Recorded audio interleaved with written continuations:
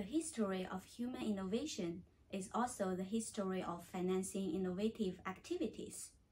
We would not have the light bulb if Thomas Edison was not allowed to raise funds through a limited liability company. The long-term viability of humankind today depends on how we address the climatic priorities, and how we address those priorities depends on how the transition to a more sustainable economic system is funded. It is estimated that we need $2.4 trillion of climate finance every year to limit the global warming to 1.5 degrees Celsius. But in 2018, only $546 billion were invested in the low carbon and climate resilient sector. So here is a huge climate finance gap, and it has become a pressing challenge for our sustainability transition. Who shall bridge this deficit?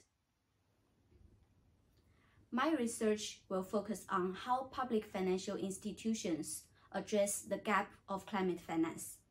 Public financial institutions are generally established and sponsored by the governments, like the World Bank and the European Investment Bank. They are assigned the mandate to provide funds for some privileged sectors, which can hardly obtain sufficient funds from other sources. Given these characteristics, public financial institutions are well positioned to narrow the climate finance gap. So in my project, I will create the world's first inventory of climate financing activities of public financial institutions. It will provide the landscape with regards to the public sector actions to narrow the financing gap. And I will also examine to what extent the public financial institutions mobilize and facilitate their investments aligned with our climatic priorities.